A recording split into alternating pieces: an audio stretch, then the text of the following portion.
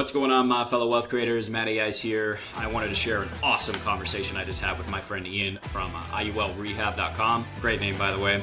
He shares a lot of the same concerns that I have surrounding IUL.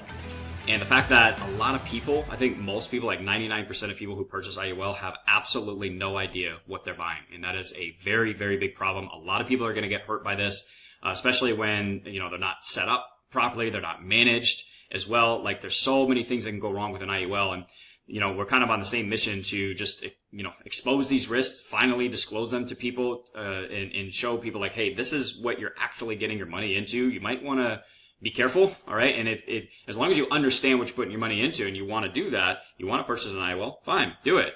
But I don't think a lot of people know what they're actually purchasing. And Ian was actually one of those people. He owned an IUL and was on a path to sell IUL also, but he started asking these questions. He got curious about how the product works, and then once he understood how it works, just like me, you tend to want nothing to do with it. All right. So we start out the conversation just going through his journey, and then we break down some interesting IUL comments as well on some of my videos, some other people's videos. Just some of the ridiculous statements that people make about IUL that is just going to get so many people hurt. Sometimes I don't even know how it's legal, some of the things people say about IUL, but anyways. But then we address a lot of the arguments in defense of IUL. So we cover a couple of those comments. And then also we discuss the main things, like the 6 or 7 main, I think it was 6 main things that can go wrong with an IUL that you have to be aware of. It doesn't mean you shouldn't necessarily do it, okay?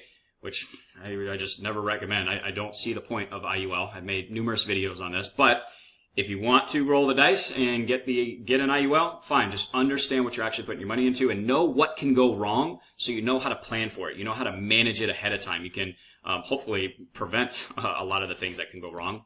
But we finish up with the 6 main things that can go wrong with an IUL that you have to be aware of. All right, and it's important for you to understand these things before you make a decision. Like, we're talking about potentially life-changing financial decisions here. You want to make sure you understand exactly how this thing works, and that's what we break down in this conversation. There is a ton of awesome information in here. So it's a longer conversation, but I do encourage you to stick to the end. Because there's some really good stuff here, and I'll try and put some timestamp down below if there's something specific you want to skip to. All right. So enjoy the conversation. Please leave your feedback and questions down in the comment section below. It's always interesting, and I appreciate that. And yeah, let's hop into the conversation. We are live. Ian, what's going on, my friend? How are you? Doing very well, thank you. Happy to be here today. Me too, man. You ready to have some fun with some IUL comments? Yeah, let's do that. It's always a good time. And, I've really been looking forward to this. I've been having a lot of fun with people in the comments on some of my videos. I know you have too. And I thought what we do today, we're going to have some fun, bring up some of our favorite comments that we've been experiencing so far, and just address the issues in a lot of them to bring some clarity to the conversation, right? Also, though, what I'd like to end with is I put just a very quick bullet point list of things that can go wrong in an IUL. Not saying it's absolutely going to happen. So IUL agents, keep your pants on, relax. All right. But these are things that can happen. And I think it would be helpful for people to just have a quick bullet point list of the main things that can go wrong with an IUL, so that they can truly weigh their options and make an informed decision about whether or not the reward is worth the risk here, right? I'd like to end with that, but I thought we could start with some of the comments that we brought. Did you have a specific one that you wanted to start with? Nothing in particular. No, go Okay. for it. And I think you hit the nail on the head there. Like, informed consent. I find that when people really start to learn about these policies, IULs and universal life insurance in general, just how they work, most people, when they have all the information and they can look at it objectively, it just doesn't make sense. So yeah, it's happy to get into it, and let's see what people are saying out there about IUL and just universal life insurance in general. It's So It's going to be a good time. And yeah, actually, real quick, because this is the first time that you've been on my channel, which I really appreciate you being here. You have a fascinating story with IUL. Can you give my, for my audience watching this right now, would you mind giving like a quick background? What is your experience with IUL? Because you owned one, you were part of like an MLM style financial services company, yeah, and you went in a completely opposite direction afterwards. So can you just give a quick breakdown of your story? yeah, absolutely. So I was originally recruited into WFG. That was my introduction into life insurance. Before that experience, I had no, like really no prior understanding or even desire to get into the industry. Mm. So for those who don't know about WFG, it's a very large MLM style life insurance company. There are somewhere in the neighborhood of 70,000 agents that work with WFG across North America. That's They crazy. operate in the United States and Canada. So, um, yeah, if you're not familiar with MLM, that's also referred to by a lot of people as a pyramid scheme. And Yeah, the people in that I mean, industry hate that word too, man. oh, and it's really interesting. I try to be objective about talking about this stuff and at the same time be realistic with people. So like technically in their contract in all the legal wording of the contract and coming into the business, they say not an MLM. We are not an MLM. Like they say that up front. We are not an MLM. See, look at our website. It says not MLM. And I actually had somebody do say that to me. He's like, just look on our website. It says not MLM. Must be official if it's on the website. That makes it legit for sure. But the reality of it is, in my experience, like I got into it thinking like, okay, like I'll be able to build a business. What they're saying makes sense. They're talking about financial principles that I've never been exposed to and ideas that make sense. Like there's something here. So as I got into it a little bit more and a little bit more, and I was never fully into it. It was like kind of one foot in the door and one foot out the whole time. Right. Despite the fact that I was being exposed to really powerful financial principles that I'd never seen before. There was also a side of it where I felt like people were just trying to get me to do stuff. There was just it felt That maybe you normally disingenuous. wouldn't want to or normally Yeah, would like do. I was being pushed and Yeah. there were certain aspects of it that made me really uncomfortable. But on the other hand, I was like, there's something here. Mhm.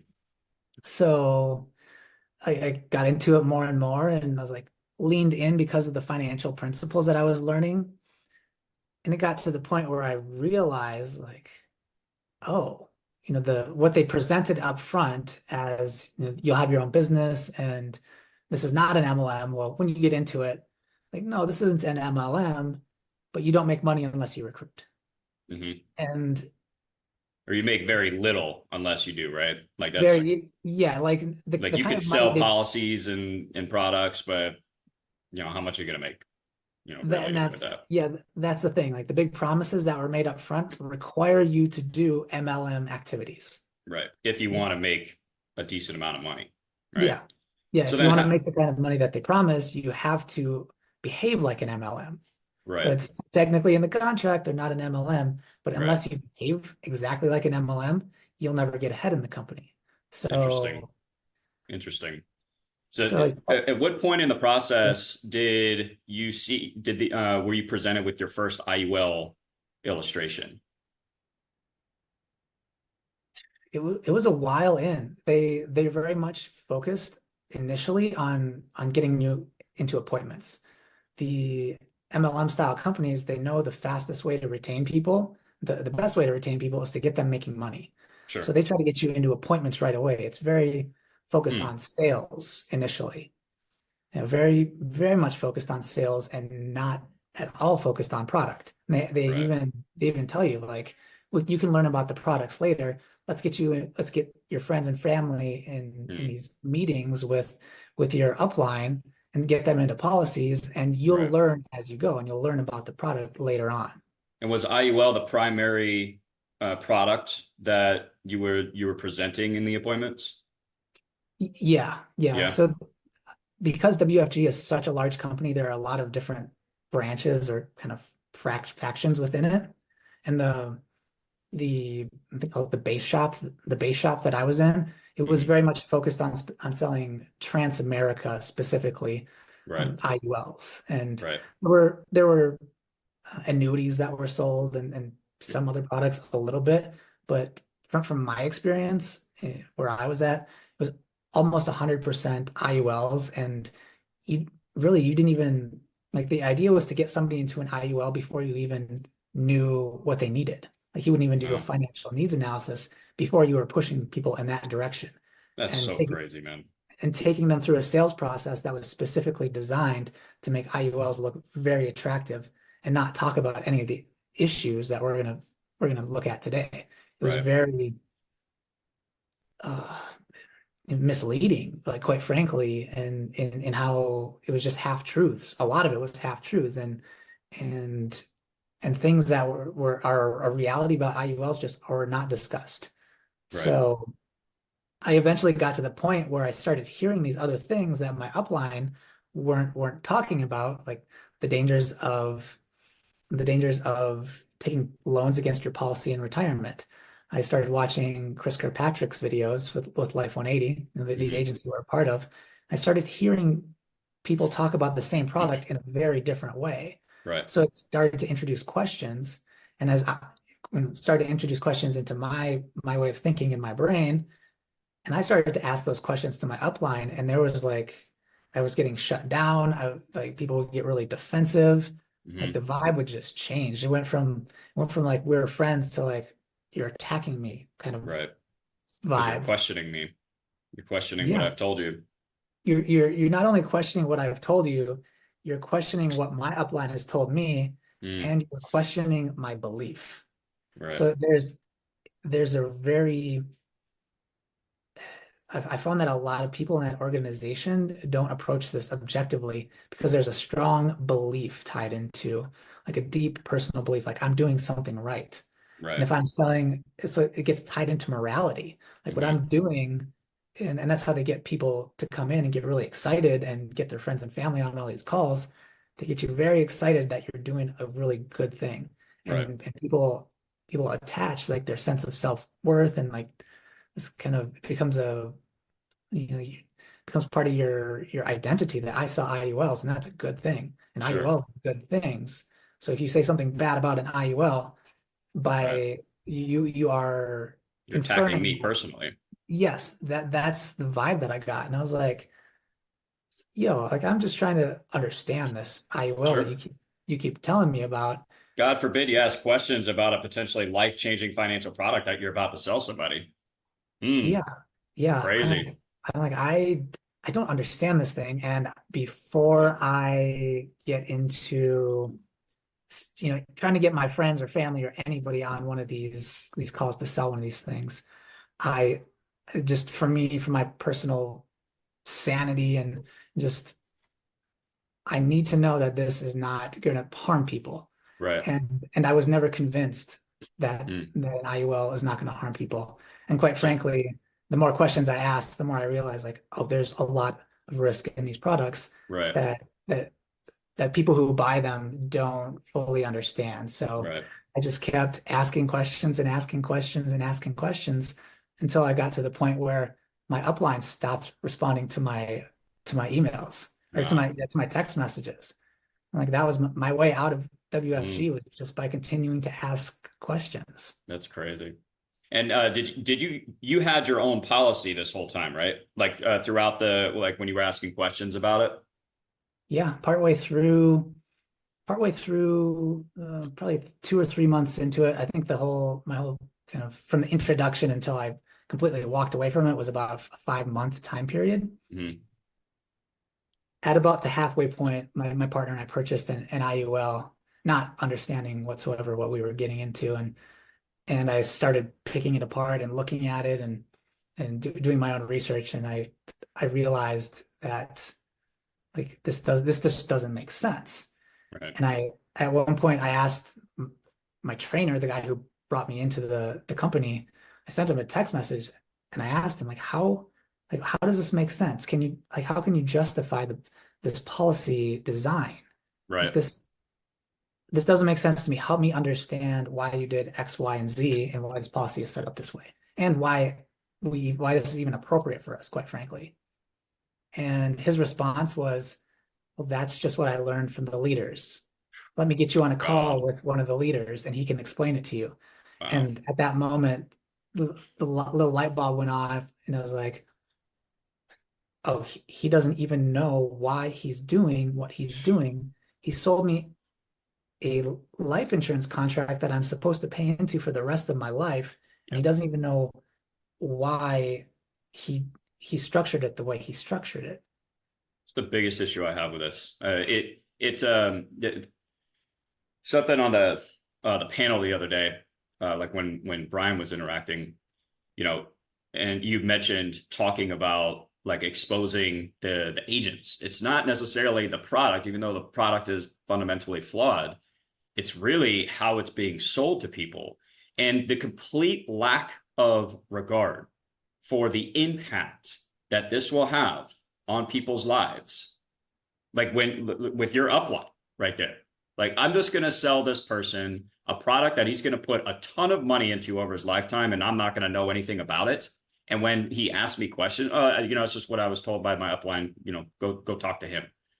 Do you have so little regard for what you're doing that you don't care to actually learn how these things work? You have a moral and ethical responsibility, if you're messing with people's money like this, to know what you're selling and to disclose the risks involved. And if they still want to buy it, great. I've got no beef with that. But like you said, most people have no idea what they're buying. You were in the company for months before you bought the product, and you still had no idea how it actually worked.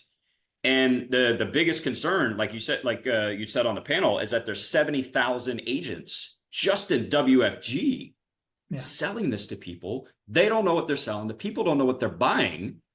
That right there is the biggest issue. And I think sometimes IUL agents get it a little confused, like we're attacking IUL, even though, sometimes I do because I'm not a fan of it. But it's really just disclosing the risks involved. That's it. And if you are uncomfortable with that being done, you might want to question what you're actually selling. Yeah, I've talked to, since leaving WFG, I've interacted with multiple people who are still in the company, and there are people, and again, different branches and within the company where it is more focused on education, and they do sell IULs in a way that makes more sense. Hmm. That's not just pushing and like not as pushy as the place that I was at in my Right. upline. But yeah, just if you just look at the numbers, say even if that's half of the IUL of the agents in WFG, which I highly doubt that it is, that are Hmm. doing it in a better kind of a way, that's still there's still so many IULs being sold Yeah. every year. And to kind of circle back just a little bit, yeah, it's an education thing, it's an understanding thing. Especially in the MLM style situation that I went into, I guess that's my only frame of reference, and that's the only experience that I've had, getting into the life insurance industry. So that's what I have to rely on. It's like people were bought in. You know, the guy who sold me my IUL that was structured and funded and underfunded and not structured properly. It's really bad. He had 3 policies that he was underfunding. So he didn't, I cannot believe that he would have been doing what he was doing if he really knew the risks. He Right. himself had 3 IULs that he was underfunding, and the team leader above him had 2 IULs that he was underfunding. And they were in this organization the with the belief that they were going to be making a lot of money in the future and that they could just backfill all the missed payments and that Right. it wouldn't be such a big deal. Hmm. They part they did mention like once or twice max funding that's best, but but the way it was sold to me is like, well, let's get you into a bigger policy that you can't max fund right now, and then you can grow into it and Yeah, max fund it later. And but they it's never risky. talked, but they never talked about the fact that even if you go in and backfill an IUL completely full, like you still missed opportunity for that money to compound. And that Massive. doesn't and that doesn't show on the illustration. Right. Like there's no tangible way to show the effect of what's happening there. It's just Crazy. I was like, yeah, we'll just fill it up and it'll be fine. And I'm doing it myself, so you'll be fine too. Hmm. Yeah. There's a lot of moral hazard that I saw and witnessed when I was with that Yep. with WHE. And again, I can't speak for every branch of it, but I can only speak from my experience, and Sure. I and I saw what I saw and I experienced what I experienced. So needless to say, you don't have your IUL anymore. No, no. Now I use that IUL and as an example. Yeah. You saw the webinar that I created. It's 2 hours long, and I break down all the different issues that would have Mhm. arisen with this IUL. And like Yeah. my personal belief is that everything happens for a reason. And I believe that I had to go through that kind of weird experience with WFG to be able to see it clearly and be like and to be able to communicate with people like Right. this is what it actually is. I've actually been through it. Right. So And guys, I'll link to Ian's webinar down below. It is fantastic. oh, It is such a great breakdown of IUL, how it works, the risk involved. So definitely check it out. I'll link down to his channel as well. He's got some good content on his channel. And I'm glad you got out in one piece. I'm glad you didn't sell your friends and family on it too, because that could really have a pretty negative impact on the most important people in your life. And it's just it's kind of sad to see. So with that said, yeah. I'm going to go ahead and share my screen. Let's get into these comments. All right.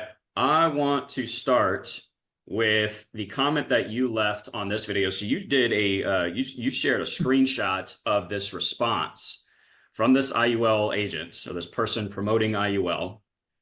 And I had to give my 2 cents on it as well. And I'm glad you have a screenshot of it. And I did a video on it too, breaking it down. But because it's so egregious, like it's like the worst statement you can make in all of finance. I don't care what you're doing, whether you're an advisor, insurance agent, doesn't matter.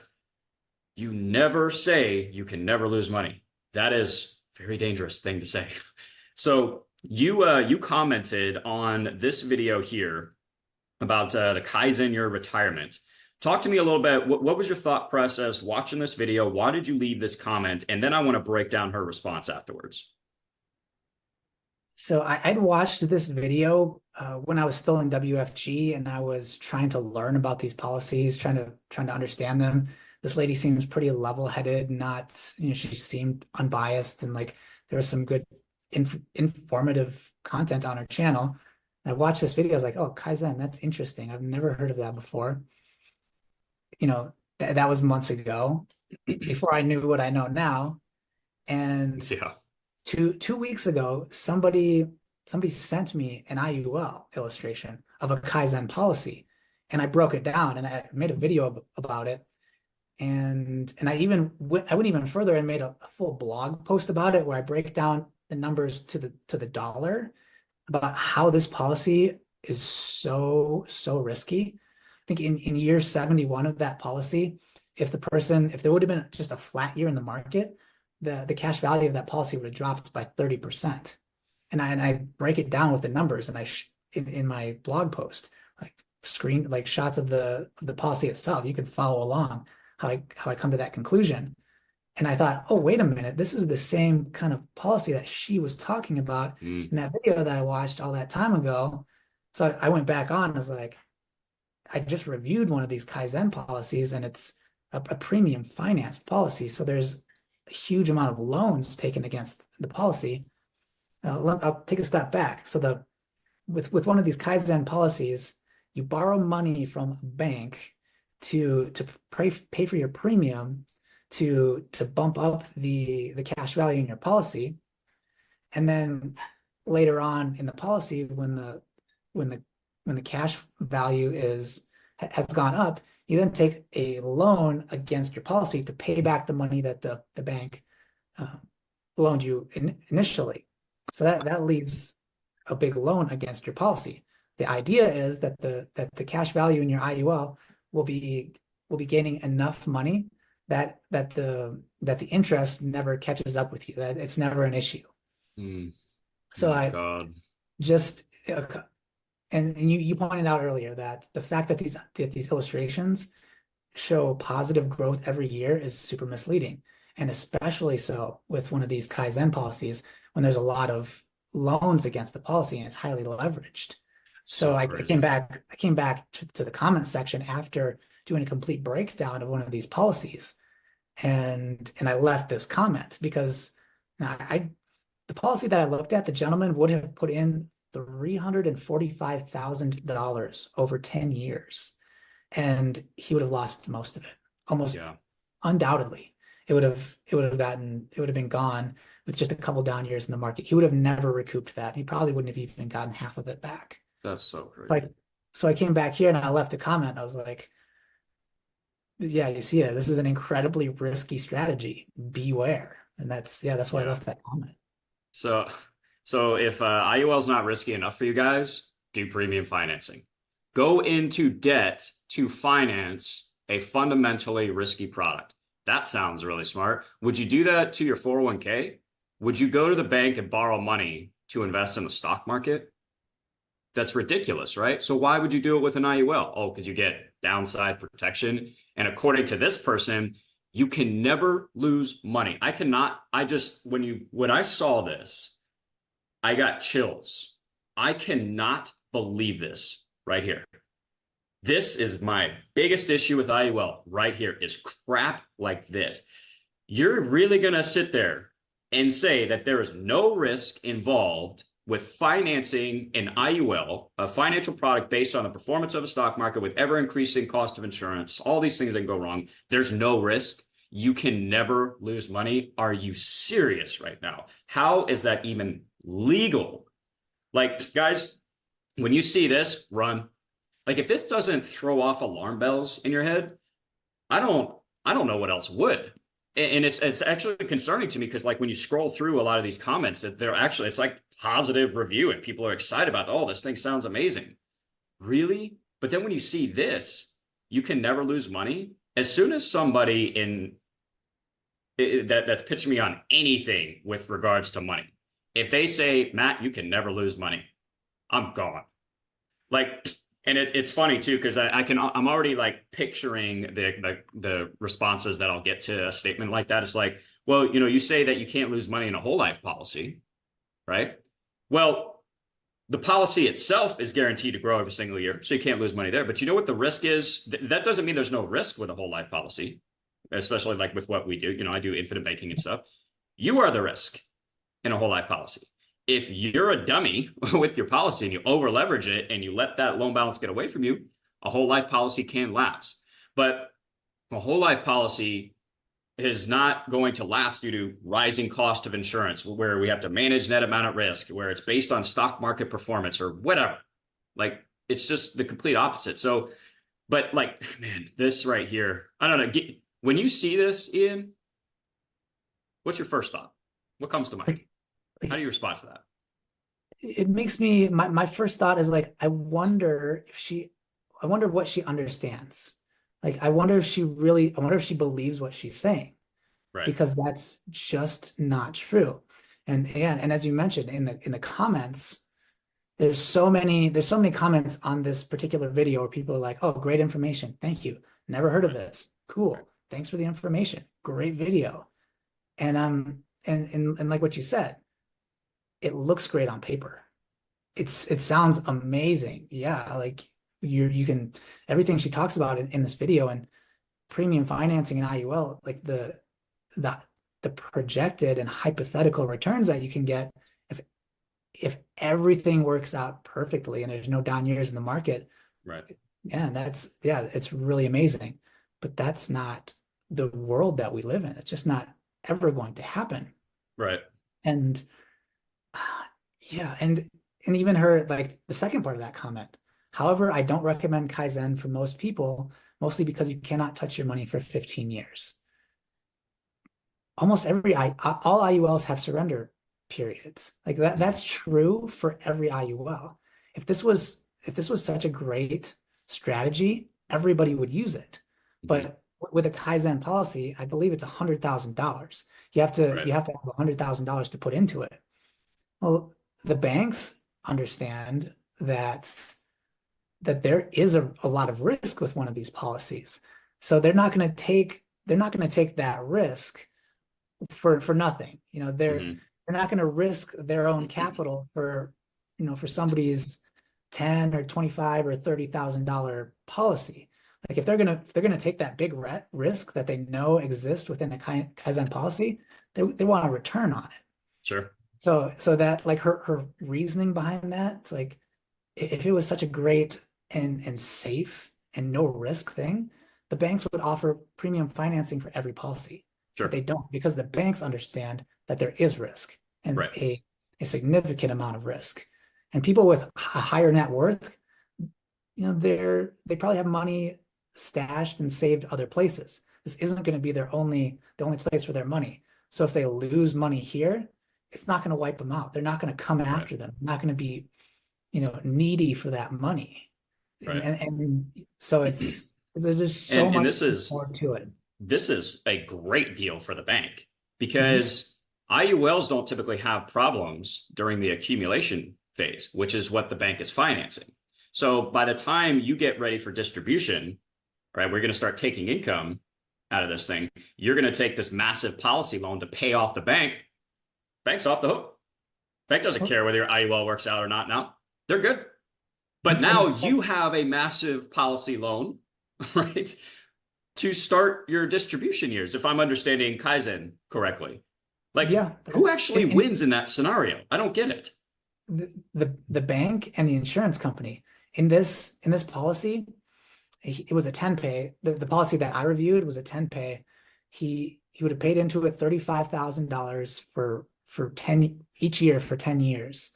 And then at the end of his payments into the policy, before he received a dollar of distribution, the money that was loaned to him was first went back to the bank. So the bank would get Wait, their I'm sorry. money. Say that one more time, Ian. The first what went first back to the bank? So the money that the bank loaned him was the Hmm. first distribution out of the policy. Right. Okay. Yeah. So before he received a dime of the distribution he was supposed to get, the bank was made whole first. Right. And they, So they they typically paid that loan balance off all at once to the bank, right? yep, yeah. Okay. There's a lump sum of I forget exactly like $245,000 or something that a Whew. single loan that would have gone to the bank, and then there's like a 2 year period where there was no distribution, and then he had $66,000 of distribution or 70,000 every year after that, or Wow. maybe yeah, I forget. Maybe it was $22,000 annual distribution every year after that, and but the bank got their money back before he received any of it, so Sure. And now much less he already risk. has he's already stacking up a loan balance that's working against him. Mhm. Like how on what planet does that make sense, guys? I just don't get it. So really interesting. But the biggest thing again, if people understand how something like Kaizen works and you want to do it, I don't care. Roll the dice if that's what you want to do, but know what you're putting your money into. My problem with this was this comment here. That was just insane. So I want to share any other thoughts that you want to bring up on this comment? Are we good? As far as premium financing goes, it's a strategy that can work for high net worth individuals. And I've heard situations where it can work, but the number that I've heard is either 10 or $15 million, like $10 million Right. minimum of net worth before even thinking about premium financing a life insurance policy. So unless you're in that category, like just Yeah. do your due diligence and research and talk to multiple people and get second opinions and understand how these policies work and everything that's Yeah. involved with the risk And on the that back end. Right. And then weigh risk reward, guys. Mhm. Like, is the amount of risk we're taking with this, with a strategy like this, worth the potential extra few percentage points that you might get in, like when comparing it to something like a whole life product or whatnot, right? Is it worth the extra percentage points of potential growth? No. When you do like an actual risk reward analysis on that, it doesn't make any sense. So I have another one that I wanted to bring up, that another agent saying that you can't lose money in an IUL. I want to get your thoughts on this. I had a pretty good, interesting back and forth. It's funny where these conversations eventually lead. Like, you're uneducated, go back to your crusade and all this stuff. It's like, what are you talking about, man? I'm sorry that you don't like the facts that I'm presenting about your crappy product, but, it doesn't change the facts, it doesn't change how these things work. The first one I want to bring up was, okay, right here. So I watched this video the other day, IUL 101 with F and G. Okay. And he was breaking down like how it works, illustrations, stuff like that. Right. But what really concerned me was that he said, you can't lose money in an IUL. And he said it twice in the video. And so I left a comment here on like, and I timestamped like both parts of the video where he said this. And I just asked him, like, is that really what you meant to say? Like, so you're guaranteeing that I can't lose money in an IUL. And this is what he said. If an IUL is structured properly, that's when he changed it to, you should not lose money. Okay. But down here, yeah, he thought I was like trying to bait and switch him or whatnot. Eventually we got to the point where I told him, like, look, these kinds of statements, when you say you can't lose money, because like in the video, I think what he was talking about, and maybe he didn't realize how misleading it was that you can't lose money in the market. Now, if you say that, there's a very big difference between that statement and saying you can't lose money. Those couple of words make a huge difference as far as context goes. And if, because like you and I, we know, like we're in this business, we're going down this rabbit hole. We know how these things work. We know usually that, like, if he's saying something like that, he's probably talking about the downside protection with these policies. But if you don't know how an IUL actually works and you hear somebody say you can't lose money in this thing, what does that immediately do for how you think these things work? Like your belief system, your understanding of this product. Like, it sounds really good and it's very, very misleading. And that's kind of what I was calling him out on. And that's what I did in this comment right here in our conversation. But then he said, I stand by my statement. The statement is absolutely true in a long term. Long term, you're not going to lose money. Right there. Another absolute statement. You're not going to lose money if designed properly. And apparently, the world has to descend into apocalypse in order for an IUL to fail. That's what he's saying here. Assuming the world doesn't come to an end, something cataclysmic happens, whatever. Whoops. But this was my biggest issue right here. You're not going to lose money if designed properly. What he should say is, if you design it properly, you lower the risk of issues with IUL. That's what you need to say. And I won't have a problem with that, because that is true. But when you say you're not going to lose money if designed properly, you can't say that, man. So what are your thoughts on that? It sets an entirely unrealistic expectation right from the start. You're putting an idea in somebody's head that simply isn't true.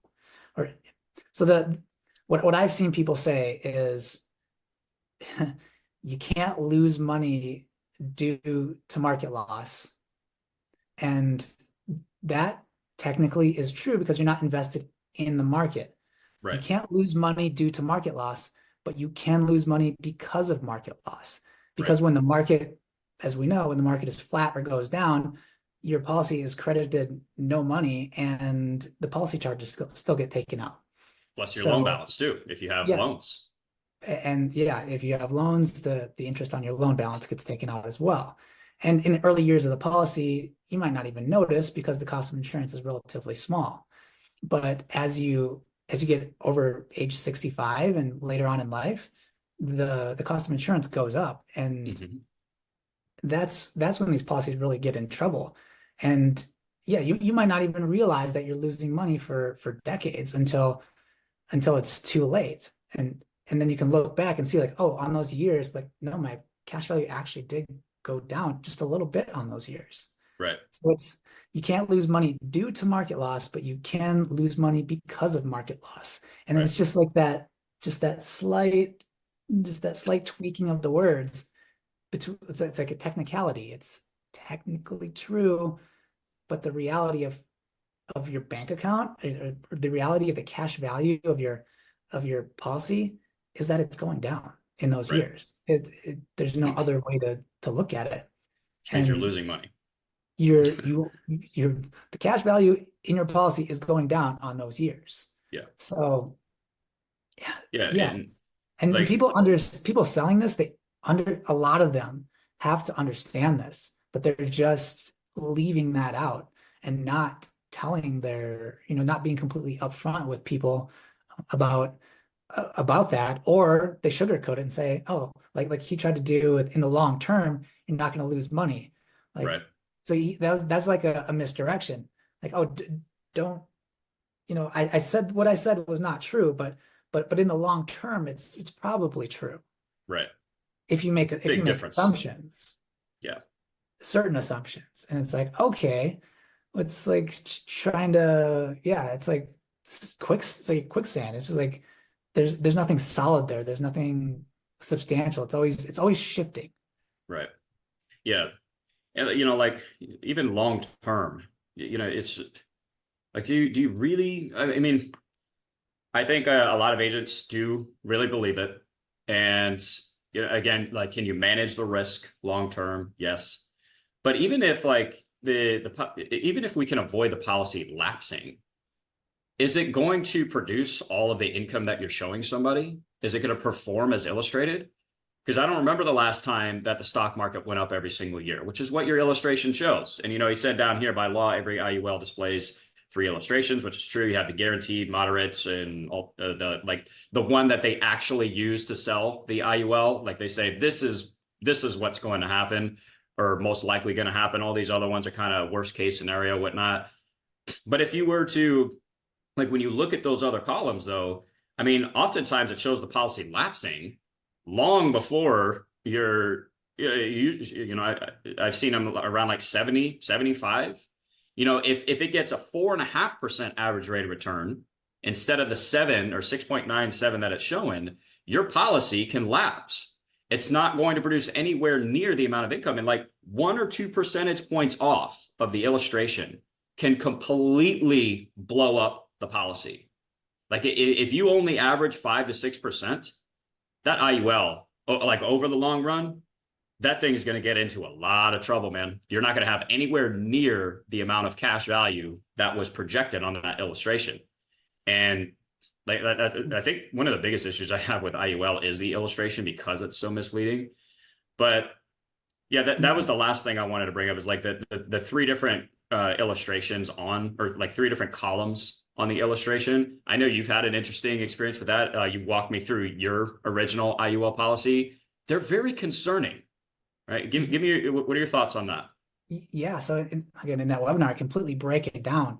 There are three columns: the guaranteed, the non-guaranteed, which is the highest, and the midpoint. My IUL was sold to me at an illustrated crediting rate of 7%. And the guy who sold it to me said that that was conservative, considering the S&P over the last 20 years has averaged 8%. He's like, so you'll Yeah, probably this policy will probably perform better than 7%. You and I both know that that's just not a reality. Like no, that's just never going to happen.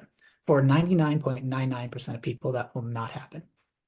And I broke it down and I took a compound interest calculator and I took the yearly premium that I would have paid into this policy, and over the course of 50 years from 7%, assuming a 7% rate of return and a 5% rate of return, I broke it down in a table. When your policy underperforms by just 2% at 50 years, so we bought this policy for my partner at age 31.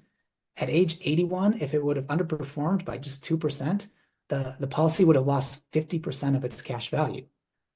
At That's crazy. 7%, the projected cash value at 50 years was just shy of $1 million. At 5%, the projected cash value was 500, just over 500,000. So with it's a tricky thing with compound interest. Like we're used to 1% being 1% and 2% being 2%. Like those intuitively to us feel like small numbers. But when you compound that over a long period of time, Right. just a 2% change in that interest crediting rate dropped the policy value by 50%. And if we had been planning on using that policy for income and retirement, I mean, that would have been a disaster for us. Catastrophic, man.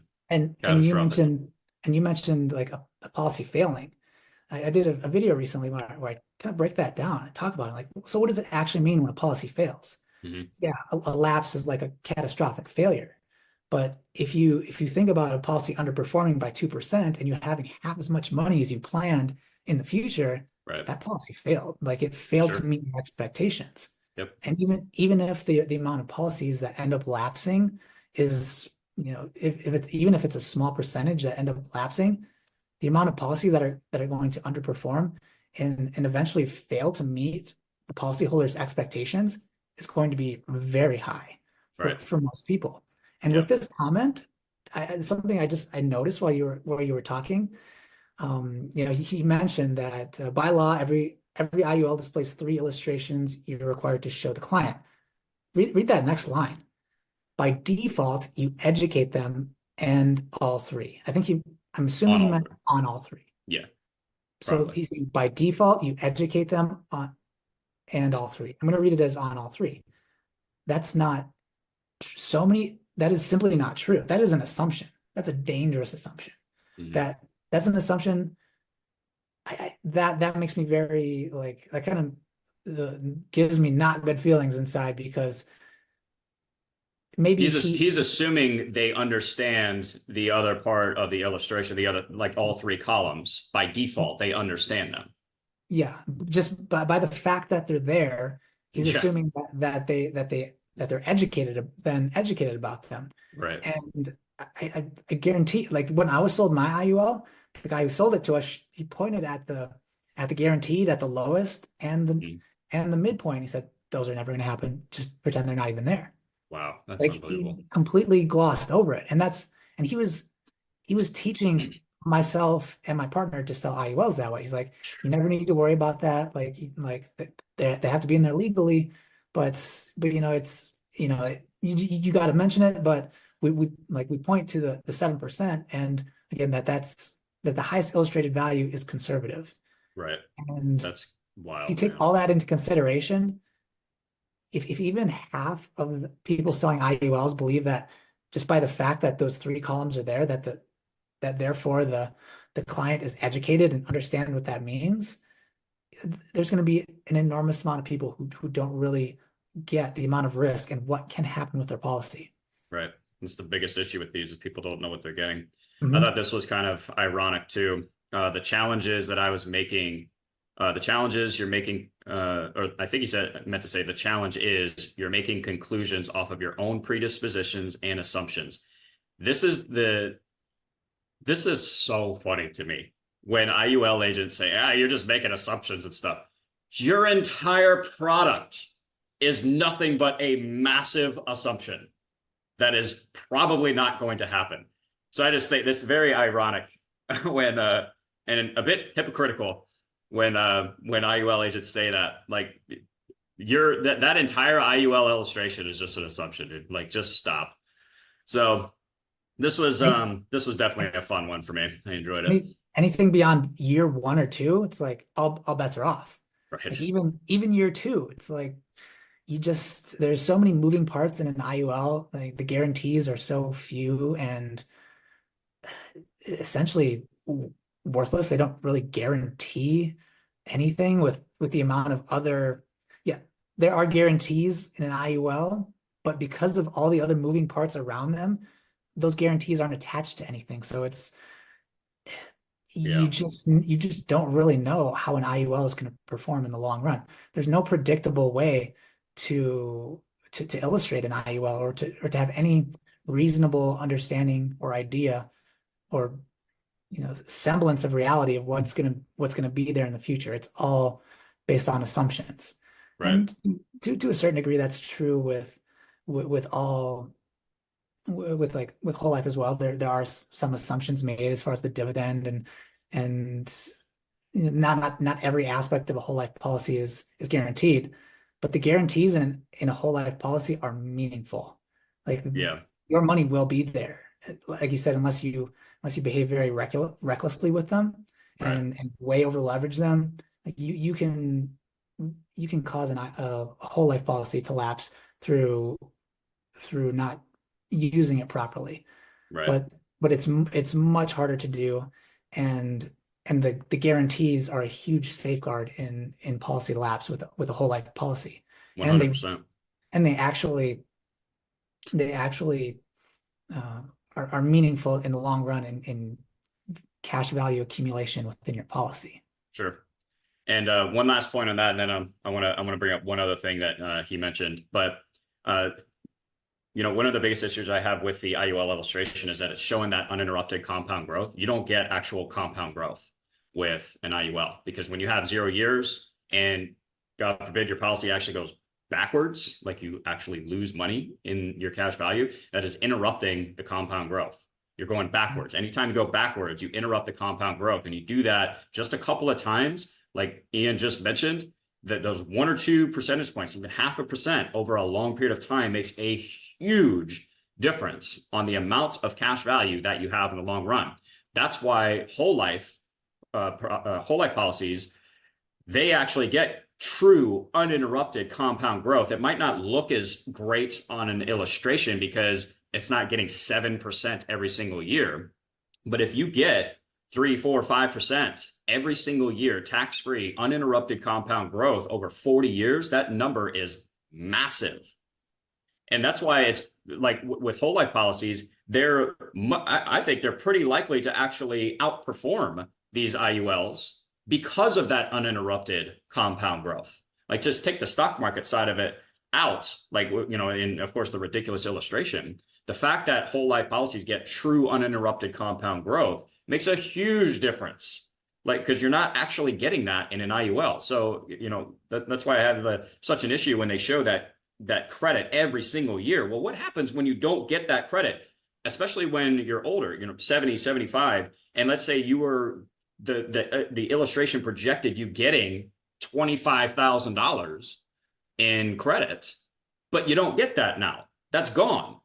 So not only did you lose that, you also lose what the $25,000 would compound for or earn for you in that compound process. So it ends up being a totally, totally different number in reality.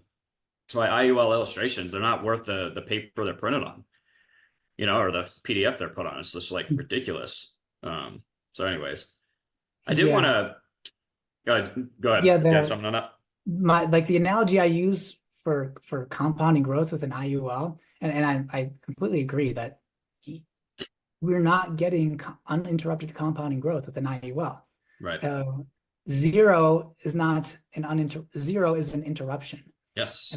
Imagine being on the phone with somebody for 10 minutes, and 3 of those minutes the voice cuts out, or like you lose signal and you have to wait for a whole minute in silence, and only 7 minutes you're able to have the conversation, but there's 3 gaps in your conversation. Like, would you say that conversation was uninterrupted? No. You of course not. Like, that would be super annoying if you're talking to somebody and it just kept cutting out. Well, with the market, on average, out of every 10 years, 3 years will be down. So 7 up years, 3 down years on average with the market. Right. So like it's the same kind of Good a analogy. thing. Zero like is not an uninterruption. Zero means no growth, which is an interruption in the compounding growth. Like, I don't know how else to look at that. Plus, if you lose money in your IUL, Yeah, which you will, now you're going backwards. Now you have to catch up. You have to get back to where you were and then resume. the compounding process. So it's not actually compounding. Like, you need to understand that. Yeah. Kind of puts the IUL illustration in perspective. I'm not sure. Like, I've got to look more into this. And I tried to ask if he had some training on this. I did not get a response from him, but he says I'm incorrect about stating the cost of insurance increasing annually for every IUL product. So if what I'm hearing is that not every IUL is built on annual renewable term. I'm pretty sure they are, but he says that is the case for universal life. That's true, but most of the good IUL products guarantee to lock in cost of insurance for about 20 years. Okay, now there's a lot of things that are not answered here. Okay, so I asked him if he was talking about like a 20-year level term policy with an IUL. I've never heard of that. Maybe that exists. But my other question would be too is like, okay, so let's say that's the case, and I'm 35. I have a 20-year like locked in cost of insurance. That doesn't fix the problem later on in the IUL. What happens when that guarantee goes away? And now all of a sudden your cost of insurance spikes. So like if it's designed to help you through the accumulation part or phase of an IUL, it doesn't really help. It doesn't change anything because cost of insurance is not an issue when you're younger, when you're building up the IUL. It's later on down the road. And I seriously doubt there's any 20-year guarantee for somebody that's 70 years old on cost of insurance. I have a really hard time believing that. If that's the case, I would love to see that. I think that'd be a really interesting conversation. But have you heard of anything like that before? No, that seems factually inaccurate to me. Like I've never seen an IUL that has a 20-year like the cost of insurance is guaranteed and locked in for about 20 years. I've never seen an IUL that does, or a universal life insurance policy for that matter, that behaves that way. He might be talking about the guaranteed minimum. Right. That Like was going to be the other question I had is are they only guaranteeing not to raise it a certain amount? Like, what are we talking about here?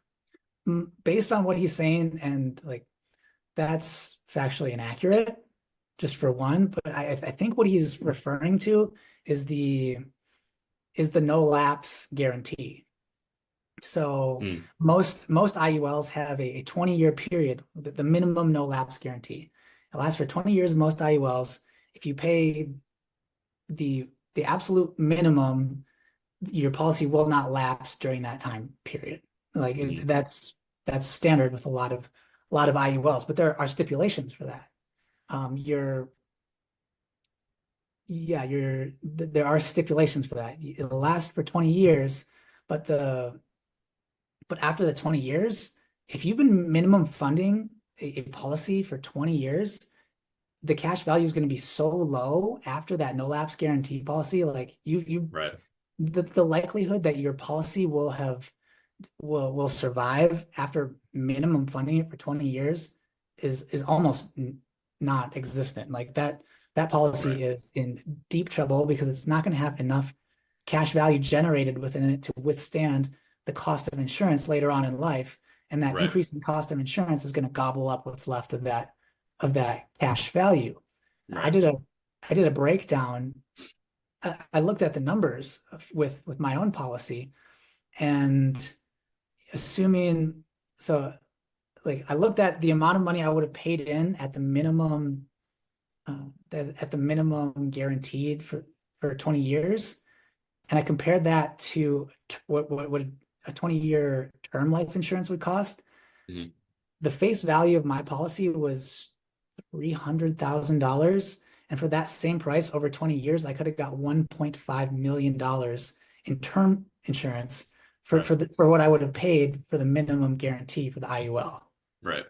And at least then you knew exactly what you were getting. And there would have been no assumption that this was a permanent policy. Right. I would have known what I was getting, which is very misleading. I would have had much more coverage. With that same amount of money, I could have got a 30-year term for $500,000, whereas putting that money into an IUL for 20 years would have got me $300,000 for just that 20-year period. That's crazy. So there's a couple things I want to address here. So first off, when you, again, this is all on the surface, these things look and sound really good. So when I'm putting myself in the position of somebody who's interested in IUL, okay? When I see something like this, products guarantee to lock in the cost of insurance for about 20 years. That sounds good to me. That's interesting. The problem is there's probably a lot of fine print that you would need to go through to really understand what that is. Okay, because he's just given the surface level of what this guarantee, like how this guarantee works. But like the questions that Ian and I just asked about it, those are the questions you need to be asking yourself and asking the agent telling you these things and see what they say. Now, correct me if I'm wrong, Ian, but the no lapse guarantee, that seems like the most useless part of an IUL, in my opinion. And correct me if I'm wrong on this, because it states that as long as you make the minimum premium payment, your policy won't lapse. Isn't that how annual renewable term works anyways, though? If you make the minimum premium payment to keep the policy in force, it won't lapse. So why would you pay for a rider? Because there's a cost for this, and have all these stipulations, all these things that you have to meet in order to get that guarantee. Why would you even pay for that when if you just make the minimum premium payment anyways, the policy will stay in force? What am I missing there? So with IULs, and I'm pretty sure every IUL that I'm aware of and that I've ever looked at and that I've ever heard of, the no lapse guarantee is free. Like they don't charge for that because they know it gives the policyholder a false sense of security. Right. Like they want to have that there, and I don't believe most IUL or insurance companies charge for that no lapse guarantee. I believe it's like yeah, just one of those add-on riders that's free because it puts the idea in the person's head that oh, I can keep, if I just pay into this for 20 years, it'll be okay. Right. Like to me it sets the person up with a false sense of security. Like, oh, my policy is going to be just fine. I've got this no lapse guarantee for 20 years. It's going to be, it's going to be a-okay. For the insurance company, it would probably be more expensive for them to take, in the long run, if you zoom out, if they removed that no lapse guarantee rider, then people would not have that false sense of security and not be paying into these things for it doesn't no make reason. it sound as good. Yeah. Yeah. And it's just more evidence like how few people know what they're talking about. Because the reason I thought that there are usually charges is I'm reading a book right now about IUL. It's called the Financial Pocketbook, and pocketbook, the Financial Pocket Knife, and he mentioned that, like he didn't say definitively that there's always a charges, but he said like he was talking about this no lapse guarantee, and there's usually a cost. And or sometimes there's cost and there's other things that you have to meet, whatever. So I assume there was a fee for it, but even still, even if there's not a fee, like you said, false sense of security. You're saying guaranteed to not lapse, but these policies don't typically lapse in the first 20 years of setting them up. So what's the point? Like, it just makes it sound good. There's two different riders. There's the minimum, like the 20-year, what he's talking about there, the 20-year minimum no lapse guarantee, and then there's the what's the name of it? There's like a no lapse guarantee. Blanking on the name of it right now, but yeah, which basically states that if your policy, if you choose to use the rider that prevents your policy from lapsing, like you might be able to see that things are going downhill and you can't prevent it from lapsing. So you can use this rider. And when you do, and when you do, it prevents the policy from lapsing, but the policy has no cash value, essentially. Right. No or very now little. Your income's gone. Yeah. So it renders your policy essentially useless. And at that point, and you have to be 75 years old to use it for most policies. And the policy had to have been enforced for 15 years. There's some stipulations to even be able to use the no lapse rider. And And if you use that rider, it negates any long-term care benefits that Right. you're using. So if you're using it for long-term care or critical illness, you have to give up Yeah. those benefits All in those order to, amazing living benefits where you get 95% living benefits gone. yeah, in order to Mm. exercise that rider. And Yeah, so that's crazy. it's another one of those false sense of security. Like it sounds good, and Yeah, when you see it on the contract, like, oh, the 20-year no lapse, like the 20-year minimum guarantee no lapse, and then the no lapse guarantee at the end that I can exercise this rider and my policy won't lapse.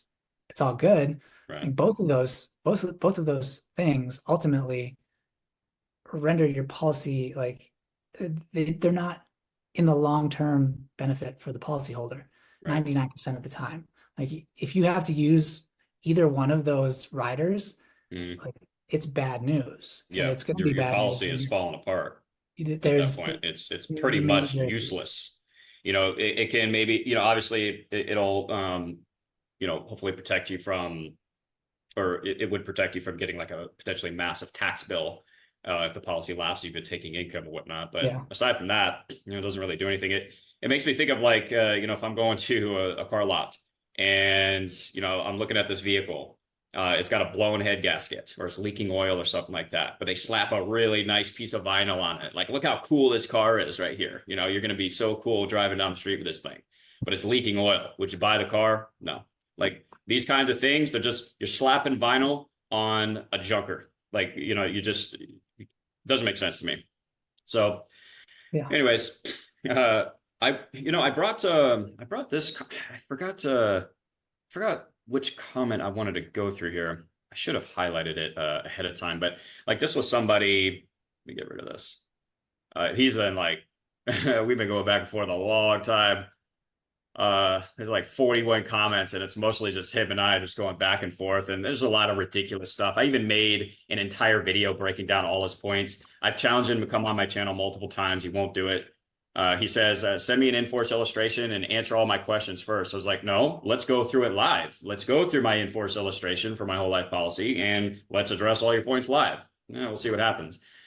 But I was going to bring up something that he mentioned, but honestly, I can't really remember.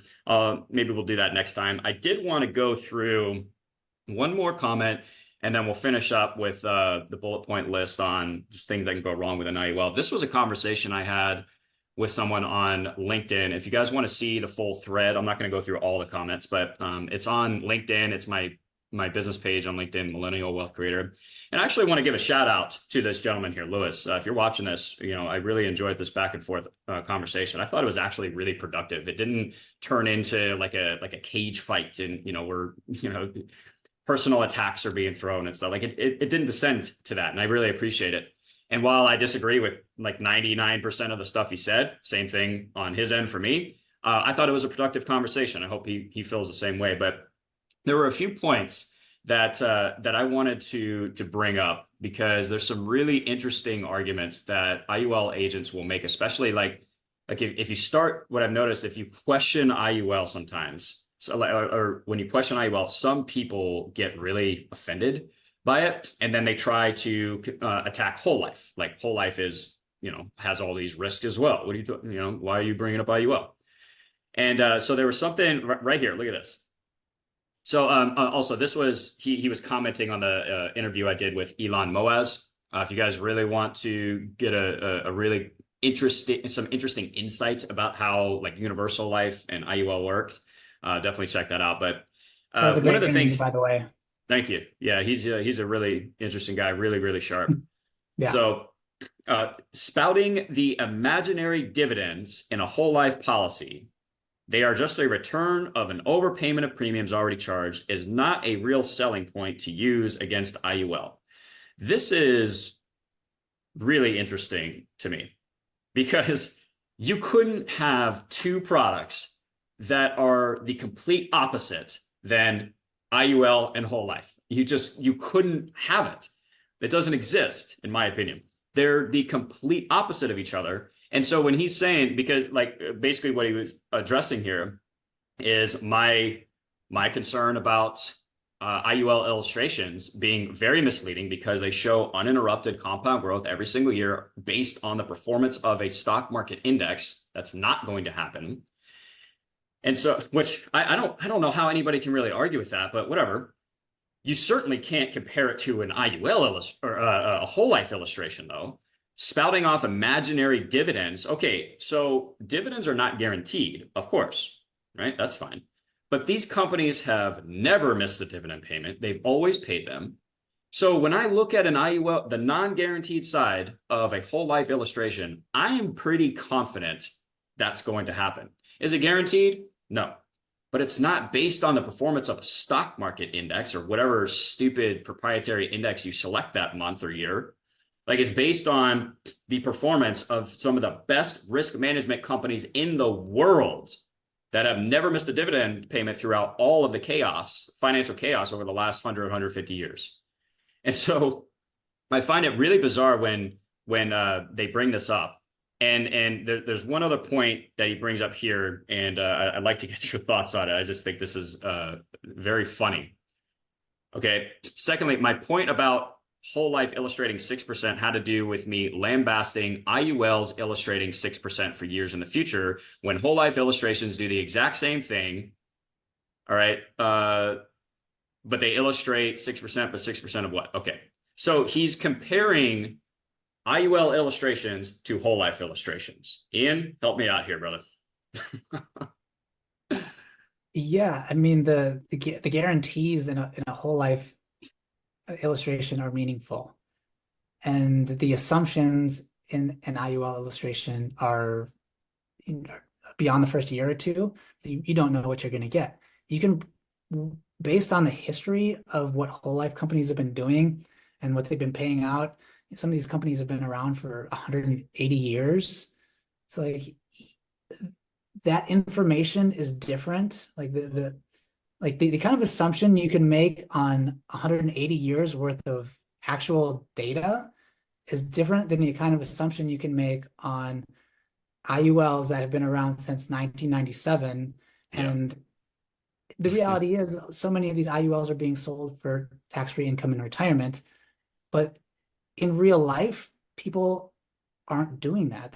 They haven't got to that point of maturity yet. Like, just try to find somebody who's been using an IUL for tax-free income in retirement for 5 years or more. Right. Good luck. You might, like, there might be a needle in a haystack. Like, just somebody out there might be doing it, but relatively speaking, it's such a small percentage, and it's almost purely theoretical at this point that is a viable option for people. And it's interesting because I've had the same kind of conversations with somebody who was trying to sell me an IUL. The gentleman that I was talking to from MPI, like I told him, I'm not, based on all the assumptions in this MPI policy and what you're showing me, and the fact that he admitted that there's nobody currently now who is successfully using that strategy to do what he says it's going to do. I said, like, I'm just, like, all those assumptions, like, I'm not comfortable recommending this. I would never put my money into it. There's way too many assumptions. And he did the exact same thing. He pointed towards whole life. So, well, you're making assumptions with whole life as well, with the guaranteed dividends. And, like, yeah, I suppose technically those are assumptions, but they're not, like, the amount of data driven by the whole life assumptions, like my level of like security and like belief that if a company's been paying dividends for 150, 180 years, that they'll continue to do that. Like, it's a really, when you look at it like that, it's not a good argument. It just doesn't, it's really illogical. Like, not all information and not all data is created the same, and not all assumptions are the same.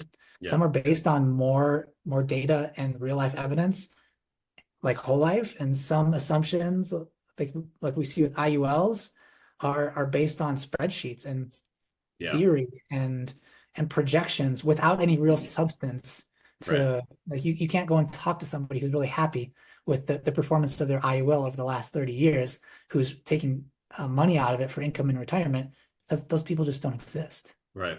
It is Who a knows? really bizarre argument. So I want to bring it up because it's, these are the things that I get from IUL agents. And, like I said, I appreciate the back and forth, but this argument just does not make sense. It holds no weight. What you see on a whole life illustration is much more likely to happen, or at least close, than an IUL illustration. So to compare the two is just absolutely ridiculous. And I think of IUL as like basically it's a financial experiment. Like you said, it hasn't been around a long time. You can't really point to anybody that's successfully using it for tax-free retirement income for an extended period of time. It's kind of a financial experiment versus whole life. It's time tested. These companies have paid dividends throughout Great Depression. I mean, what were the companies that were failing during the Great Depression? Banks. We're told that banks are the safest place to put our money. Are they? Because they were failing while these mutually owned life insurance companies were paying dividends. World War II, World War I, World War II, 2008 financial crisis, pandemic. Like they've never missed a dividend payment. So when I look at that illustration, I'm pretty confident that's going to happen.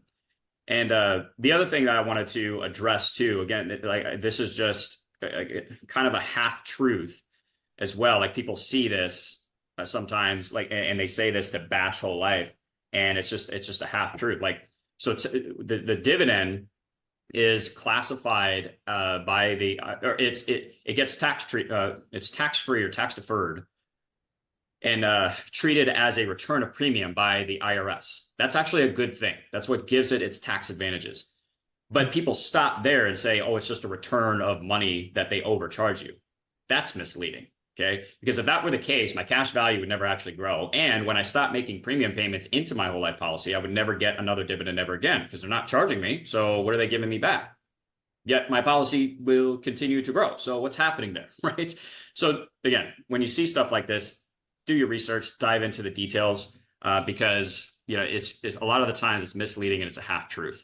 So the last thing I wanted to point out about this comment, we were talking about the index option, so I mentioned this on the panel the other day, where the argument for IUL just dies for me is the fact that you can get upside potential, downside protection in the market in a whole life product. So why on earth would you ever roll the dice with an IUL? It just doesn't make sense to me. If you want upside potential, downside protection in the market, just do it in a whole life product.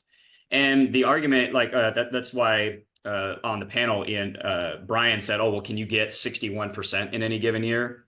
This gentleman said, wasn't quite as extreme, but he said that whole life policies, it's not a competitive index option, which I thought was interesting because it actually is. Basically the way it works, guys, for those of you who are not familiar, is there's a rider.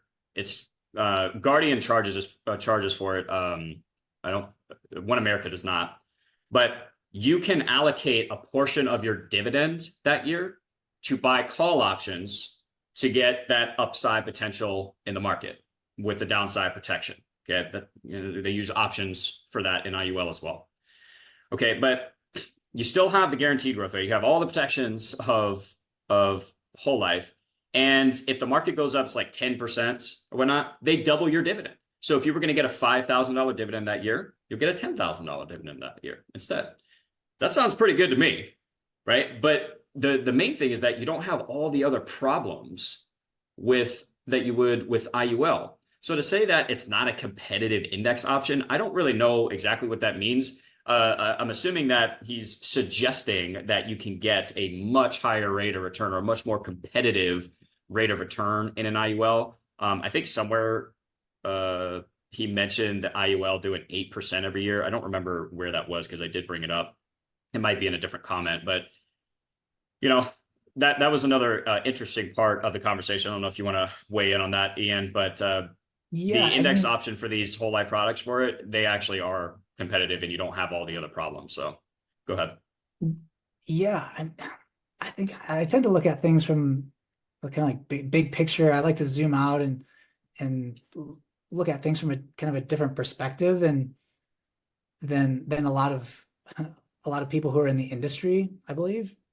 And when he's talking about not a competitive indexing strategy, it's like, okay, if you're thinking about it as something that's going to compete, like, are you using life insurance to, as a way to get returns, or are you using life insurance as a safe place to store your money? Like, it kind of what really is if you're worried about returns, is life insurance the right product for Right. you? Like, It's a good question. if you're really worried about returns, why don't you put your money in the stock market? Because an IUL is not going to get as good of returns as the stock market historically.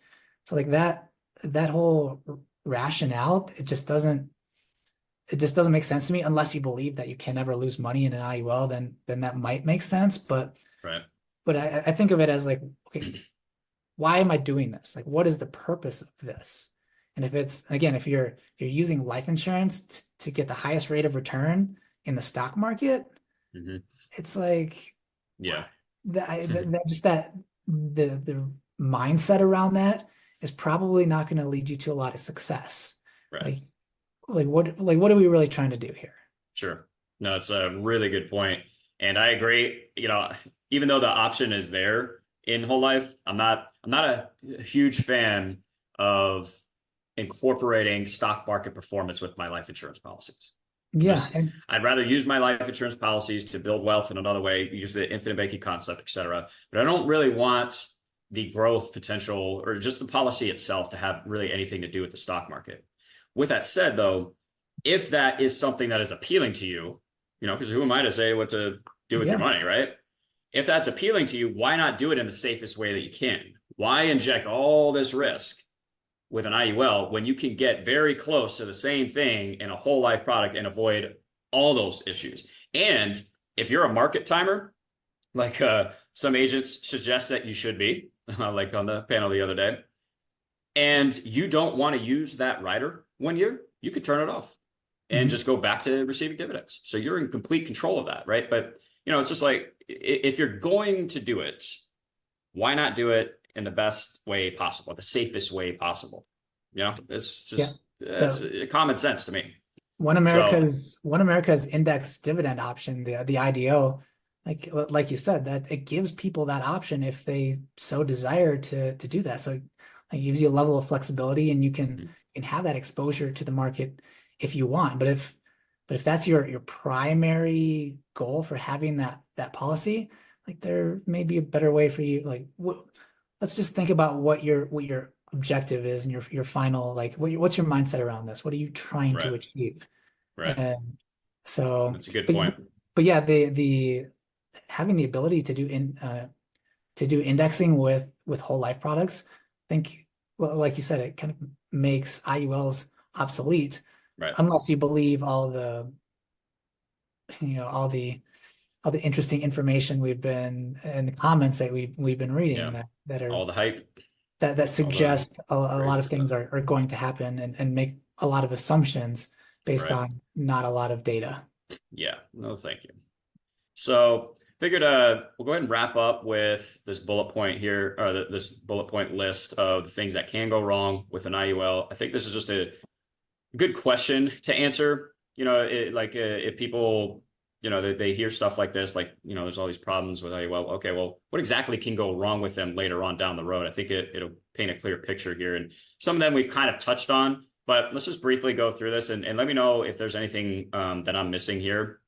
Yeah, but these were like the main things that when thinking about, okay, when I'm 65, 70 years old, and I'm relying on this IUL to do what was promised to me and what it was, or what was illustrated to me, what are the things that can go wrong? All right. So poor design and poor management. I think that's probably the biggest problem in the IUL industry right now is, alluding to your story, or going back to your story of being in WFG.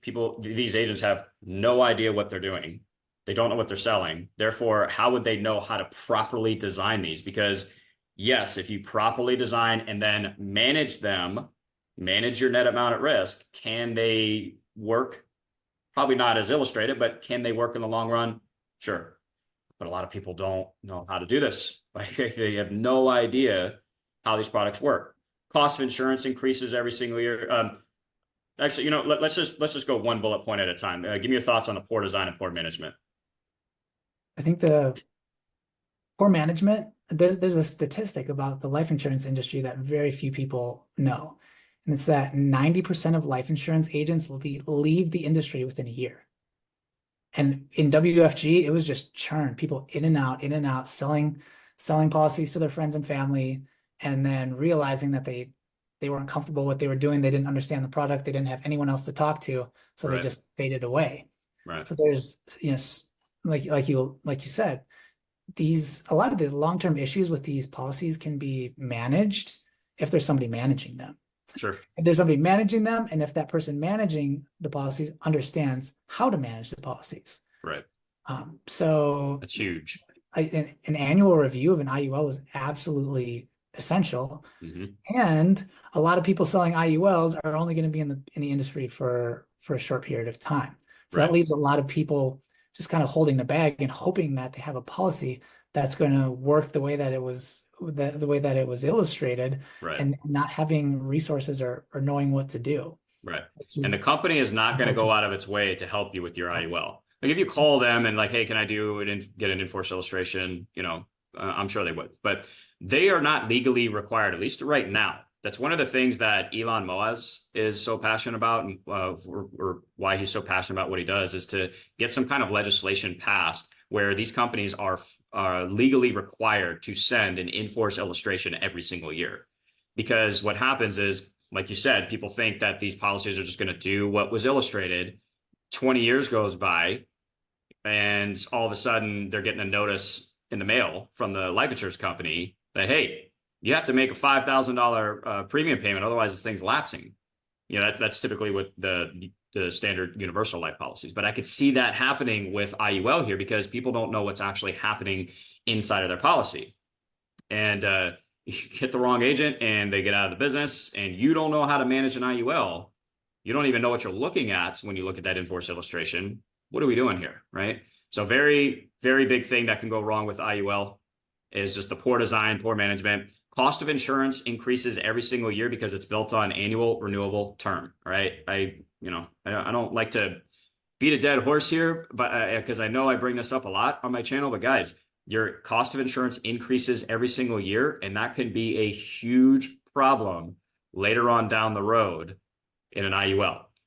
Ian, give me your what are your thoughts on, like, what is it about the cost of insurance that presents such an issue with IUL? So with my IUL, I graphed it out. I put the table from the page in the IUL on a graph, and the graph looks like a hockey stick. At about age 65, it does this. Right.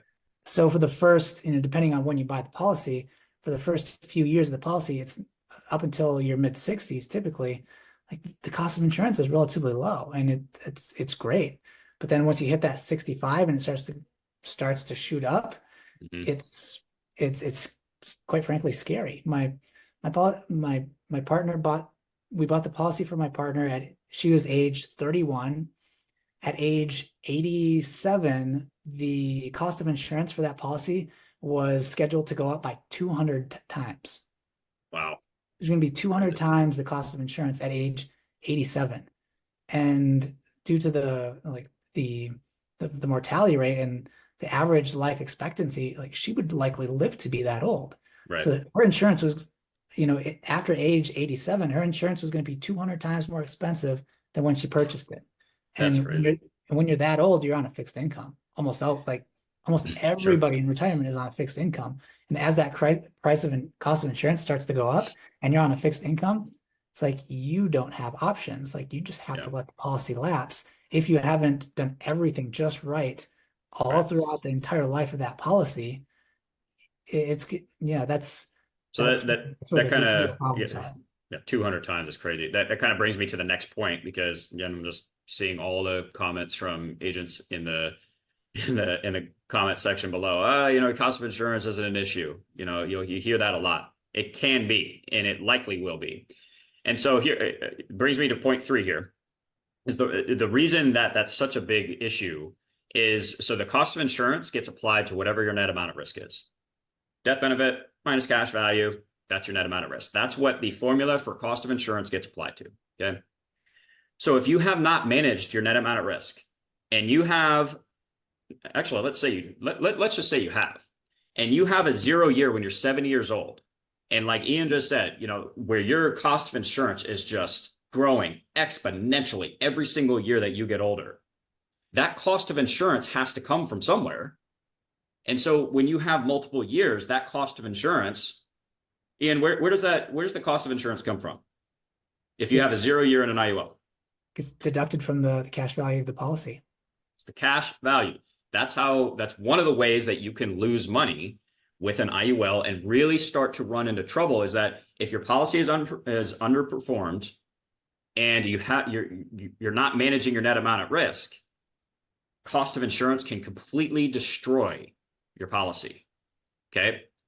And your net amount of risk can increase, with those 0 years as well. Yeah, it's like a twofold thing at that point. Your cash value goes down, which increases your net amount of risk, right? What you're charged on. So it's yeah. While your cost of insurance is going up. While your cost of insurance is going up, the amount of net amount of risk that you're being charged for is also increasing in those flat or down years. That's what they call the downward spiral there. Okay. Yeah. It's a compounding against you. Right. And then we get to bullet point 4. You add compounding loan interest to that as well. This is where I heard Chris Kirkpatrick say this a long time. It really stuck with me when I was first going down this rabbit hole, is that with an IUL, the income is the biggest liability. Your income becomes your biggest liability because that loan interest is compounding against you. All right. Assuming that you're doing what is illustrated on pretty much every IUL, is you're taking an indexing loan, not the wash loan that IUL agents will say, oh, you could just do a wash loan. That still doesn't solve the problem, because now that money is not earning credit. So you're still going to massively underperform the illustration. Okay. But let's stick with what most people do, is that when you look at the illustration, it's showing uninterrupted growth every single year. Pretty sure it still shows 50 basis points of arbitrage in the loan. Okay. It's assuming it's going to grow every single year. So Ian, walk me through this. If I have, let's say I'm 75, okay, I have $1 million loan balance now because I'm taking out 8 to 10% of my cash value in the form of a policy loan. Doesn't take long to get there. And I have a loan interest rate of 5% on $1 million, and I have a 0 year. Where does that interest come from? That 5% of $1 million is 50 grand. $50,000. That is going to be subtracted from the cash value of your policy. $50,000 is what what will be deducted from the cash value of your policy. Yeah, that's a problem. It's pretty. That's a problem. It's pretty straightforward, and the in the illustration, as you mentioned, like the illustration just doesn't reflect the reality of what can happen to these policies, especially later on in life. Right. Yes, man. You add rising cost of insurance, net amount of risk can increase, compounding loan interest, those 3 things, oh my God, you're just asking for trouble. And then point number 5, if it lapses, results in a massive tax bill. And you remember that video? I think it was the first video that Chris brought up on the panel the other day, where the guy was showing that we put in like $126,000 in the IUL and we took out like 1.5 million somehow. Okay. If you did that and the policy lapses, you are on the hook for, what is that? Taxes on $1.4 million in income. Yeah. If the policy lapses. Yeah. In retirement. the insurance, when a policy lapses, it essentially means that the insurance contract no longer exists, and the insurance contract is what gives you the tax benefits on the growth of your money. Right. It's like I think of it as like a protective shell, and when that protective shell is gone, what happens is that the insurance company, when your policy lapses and you've taken income in retirement from your policy, the insurance company reports that to the IRS because that money is no longer protected by the insurance policy. Mm-hmm. And the insurance company or the IRS then, because that money is no longer protected, it sees that as taxable income In 1 year, in one right? year. It's a single taxable event. It's called a phantom income tax. Right. So if you'd been taking out $100,000 every year for 10 years and your policy lapses, it gets reported to the IRS as $1 million of taxable income, and you have to pay taxes on that in a single year. Yeah. So just think of that. If you are in a lower, middle, or lower tax bracket, and this usually happens in retirement when people are in the low tax brackets. Right. A lot of people, if you get $1 million added to your taxable income in a single year, it's going to bump you up into like 1 or 2 or even 3 tax brackets above where you're at. So Right. not only do you have a tax bill that you are not expecting and you don't have money for most of the time, you're getting taxed on a higher percentage of that $1 million because you've been bumped up into a higher tax bracket Right. because of the situation. Which is also And going to screw with your Social Security benefits, Medicare. It's going to screw with everything because of that. the the no lapse guarantee in an IUL, I'm blanking on the name of that rider, but the rider in that IUL that says that your policy won't lapse if you exercise this rider. The loan, are you talking about the loan protection rider? Yes, the loan protection rider. I don't know why that was eluding Yeah. me. The loan protection rider, if you exercise that rider and you lose all your living benefits and all that goes along with it, you have to be at least 75 years old. Policy has to be in force for 15 years for most policies. Right. If you look at the language in the actual contract itself, I'm not kidding you. The very first thing it says is that the IRS and federal and courts have not made a distinction on money that's been gained from this sort of insurance policy. So there's a disclaimer in there that says you may still be taxed even if you use this rider, because the IRS the IRS and the federal courts have not officially made a ruling on this. So even if you use this rider, it says a disclaimer in there in bold. So you can use this rider and you may still be on the hook for that tax bill. That's crazy. It says it twice in my IUL. They made it very clear, like, even if you use this rider, if the IRS chooses to, they can get you for this money. Right. That's crazy. And here's the thing is, even if it doesn't lapse, what's happened to your IUL now? What happened to all that income? Like you said earlier, it still failed. It may not lapse, but it still failed you. So, I just keep going back to this question, or this concept of risk reward. Looking at all these risks, all the things that can go wrong, is it worth it? Not to me. And then, final point real quick, performance lower than illustrated, which is probably what's going to happen. Ridiculous 7% every single year is just insane to me. And again, it might not lead to the policy lapsing, but it's going to affect your income in retirement. So if you were expecting to get $100,000 of tax-free retirement income for life, and now you can't do that, not only can you not take 100,000 per year, maybe you can only take 30, 40, 50,000 a year, and you can't take it for the rest of your life because you don't have enough cash value because it underperformed. Maybe you're only able to get it for 10 years. Like, how does that impact the retirement that you were planning based on that illustration? Like, man, it can throw so many things off. I just don't see the point of this. The risk reward is not there. I think of, Chris Kirkpatrick's, the IUL challenge.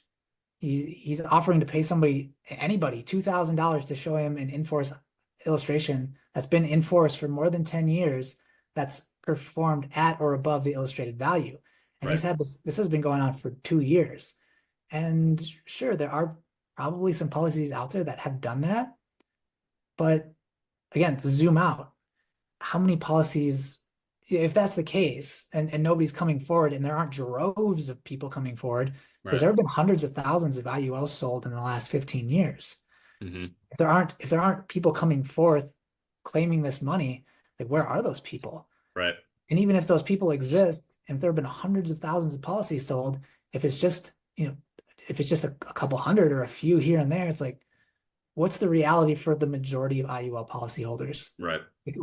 Thinking about it, it's like looking forward, like, are you going to be one of those, fraction of a percentage that your IUL performs as illustrated, or are you going to more likely be in the 99% Right. of IUL policyholders who have a policy that have failed to meet their expectations and is not what they thought it would be, and it is a disappointment, quite frankly. Right.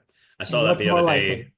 Yeah, I saw that the other day on LinkedIn. This financial advisor, like he has his own IUL and seems knowledgeable. It seems like he's talking about how to design it and whatnot. And he shared his in-force illustration of a policy that he's had for 13 years. It was originally projected at, I think he said, I'd have to go back to get like the actual concrete numbers, but I think it illustrated like 6.4% or something like that. He was at like 4.25, or maybe it was like 4.5, something like that. You know, That's Which a big difference, man. That is a massive difference in the performance long term. To me, that's a failed IUL. And that's from somebody that I assume, like I said, he knows how to structure it and manage it. So you have a financial advisor with an IUL, knows what he's doing with these things, and it still is underperforming. I don't know, and, yeah, and then also when I see that stuff too, it's like, because I've seen agents and people like share in-force illustration, like look at the credit that I'm getting. Look at this interest I've earned, and it's been like 6.8% or 7%, whatever.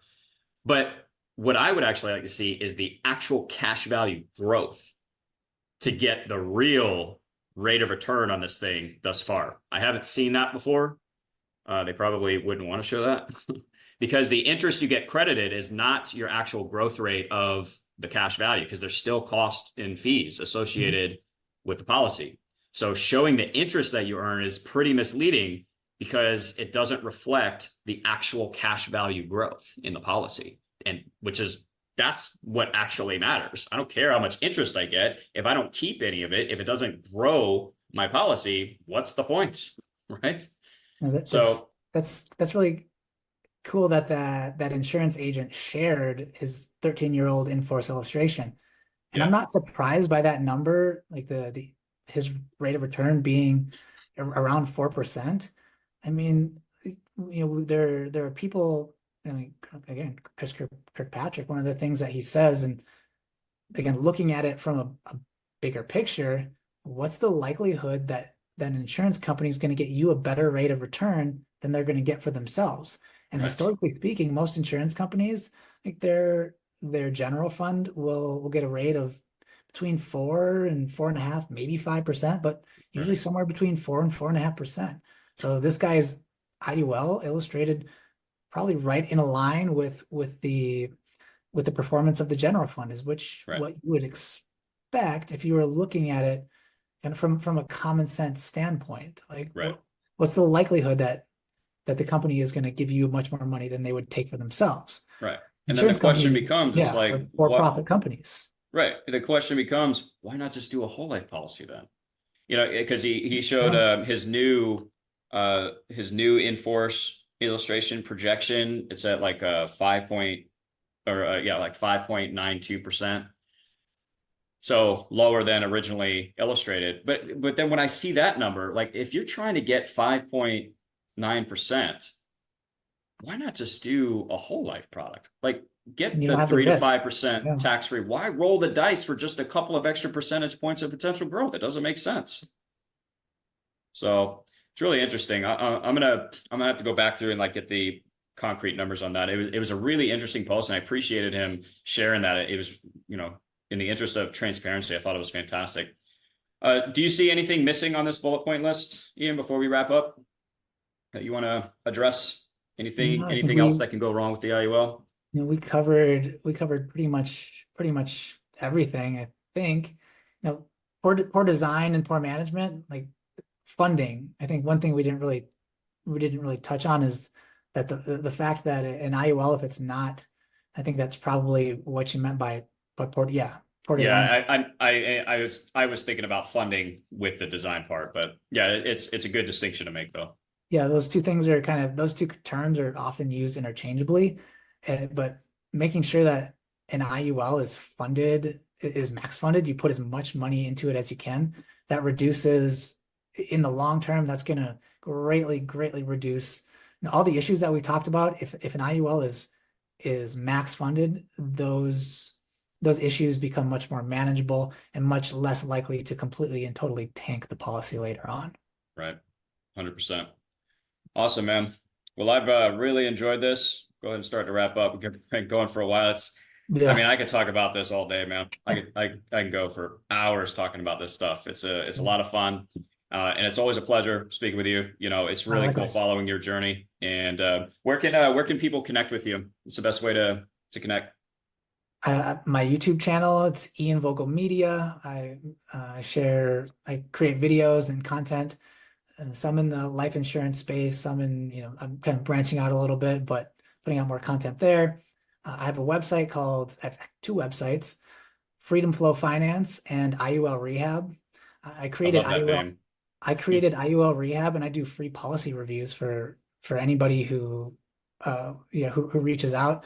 I have never charged for a policy review, and I just feel like it's important to do what my part to help educate people and show Sure. people what's really going on here.